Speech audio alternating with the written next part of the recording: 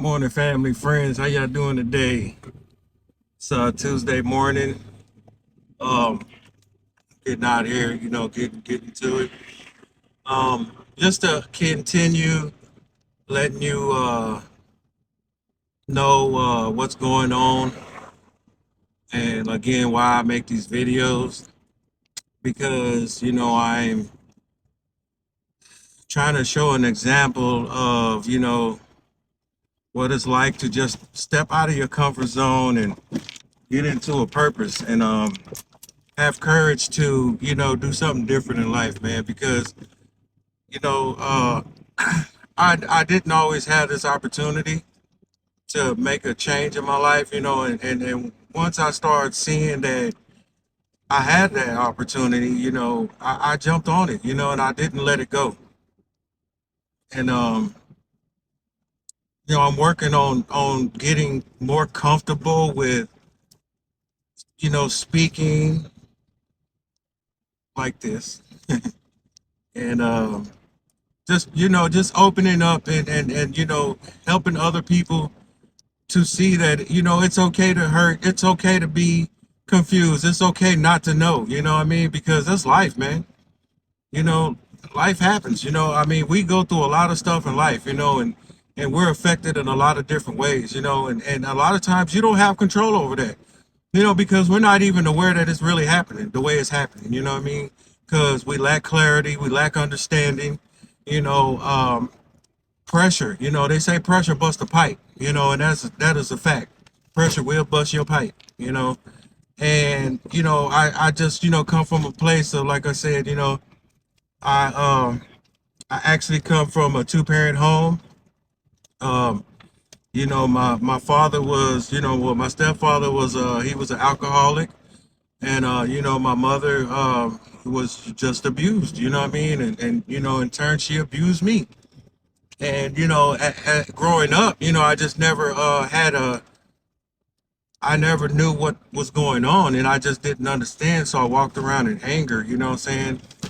And I realized, it was just my pain turned outwards, man. I was angry at the world, man.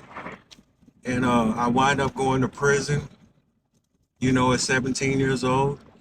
I was a kid, and the state of Texas sent my behind to prison. They don't care how old you are. you know uh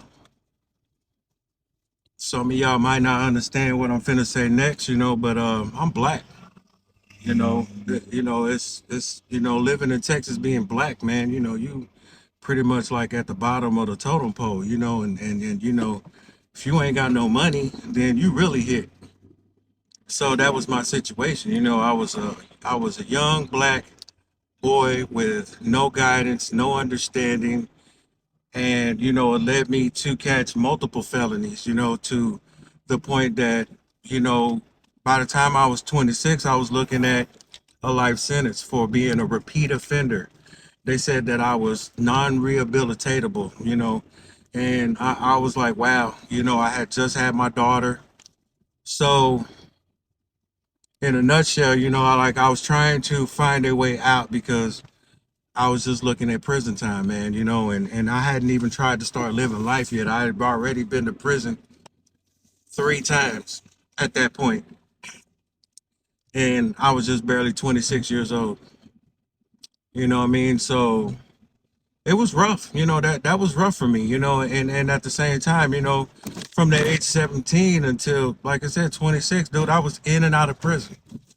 So I hadn't had no time to live, no time to learn anything, no time to experience life on life's terms, or none of that. So I was still confused.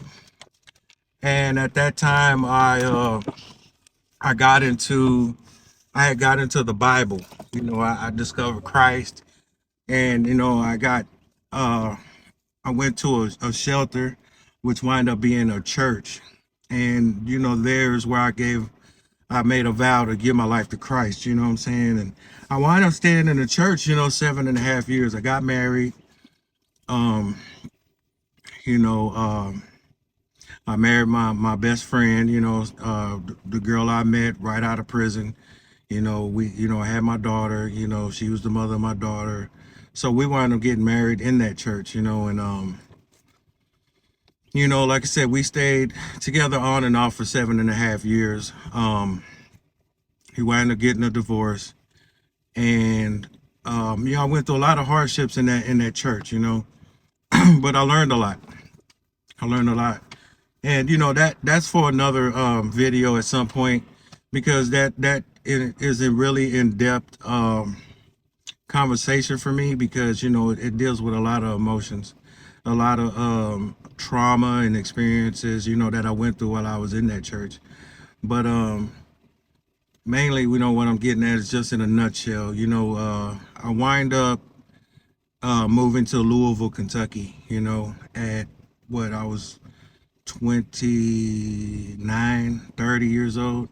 No, I was 30. I was 31, 32 years old. And I just lost my mother, and I lost my mom when I was 30. And that was the only person that I felt like really understood who I was in life.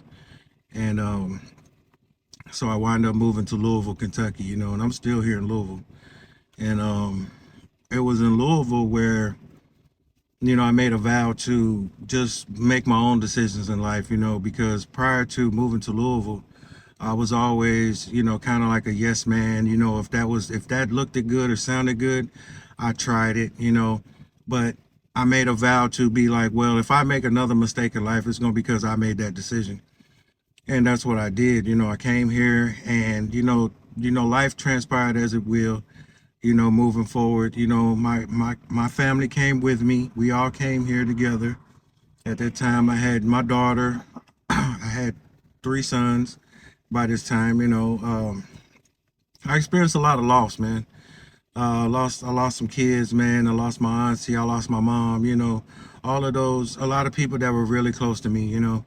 And it left me kind of lost. And while I was here in Louisville, man, due to drugs and alcohol and stuff, I lost my family. What I'm saying, my wife and my kids left, and I was just kind of stuck here by myself. And I got to the point to where I got suicidal. What I mean? And I been in and out of psychiatric wards, and I was just lost, man. I was in a real deep depression, man. And 2017, I wound up going to a place called the Men's Healing Place in Louisville, Kentucky.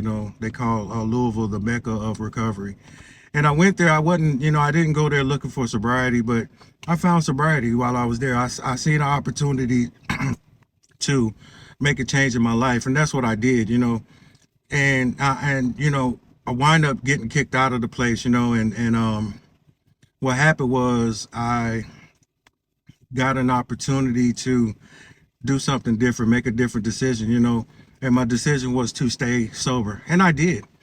And I went through a lot of challenges after being kicked out of there. I wound up getting kicked out of 3 other facilities. And, I wind up just back on the streets where I started at, as a teenager, But this time I had courage, this time, I was making my own decisions, and 5 years later, man, I'm still here. I'm still pushing. I'm still climbing, and I'm still sober. And, I'm grateful for that, And the reason I'm sharing with you, like I said, is because I want somebody to see this video, man, and take a look at your life, man, and be like, oh, okay, here's somebody that did it. Here's somebody that spoke on it, and this is what happened. Because you don't ever really see that, man. You always see people and they made up for them when they already made it. I'm going through it right now, trying to make it. What I'm saying? But I made it up here, but it hasn't transpired in the physical yet. So that's why I'm doing what I'm doing, because I need, somebody out there to see what I'm doing, man, and catch on and follow my lead. You hear me? And that's just what it's about, what I'm saying? And I'm just, I'm your average everyday Joe, what I'm saying? I'm not nobody special, although I feel special to myself, but I'm just not nobody special, man. We'll catch you on the next video. I think I got like 10 seconds left. Yeah, man. I appreciate you letting me share. Peace.